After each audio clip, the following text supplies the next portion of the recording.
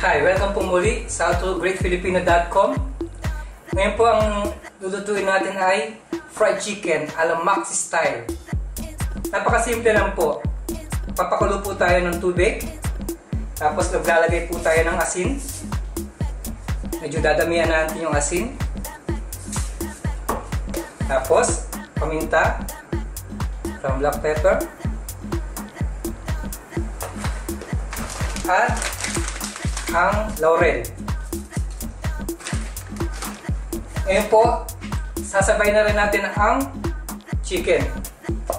Depende po sa inyo kung whole chicken or drumstick or breast. Pero mas prepare ko po yung legs.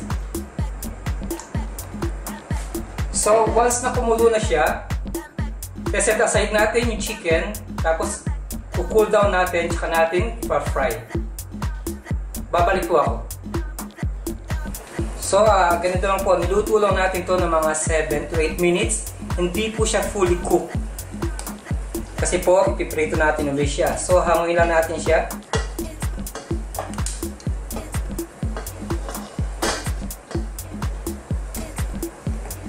Ayan. Tapos po, cool down natin siya. Once na lumamig na siya, pwede na po natin siyang i-fry. Kasi nag-penetrate na po yung salt, bay leaves, tsaka yung black pepper sa laman niya. Kaya ready na po itong iprito once na lumamig na. So, umpisa na po natin ang pagpiprito ng ating manok ala Maxi style. Mainit na po yung ating mantika. Nilagay ko po siya sa fridge ng more than 1 hour para ang tendency po nun, pag pinirito natin siya, crunchiness ang kalalabasan.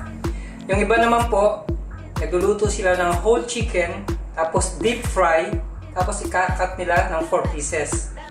Tapos nag-boil po ako, hindi ko siya sinamahan ng Ajinomoto. Pero ang Maxi style, naglalagay sila ng Ajinomoto. Ako po hindi. So magprito na po tayo. Medyo ingat lang po.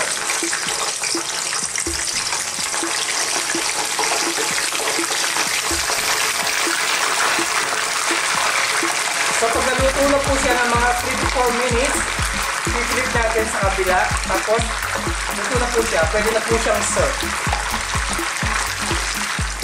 Okay po, luto na ang ating ala Maxi style fried chicken. Hanguin ko na po. Sa Maxi fried chicken po, may mga tinatawag pa silang spring chicken and regular chicken. So ito, napakasarap po nito, spring chicken po yung ginamit natin. Serve ko na po ito sa table. Maraming salamat po sa panonood ng howtogreatfilipino.com. Maraming salamat po. Mabuhay!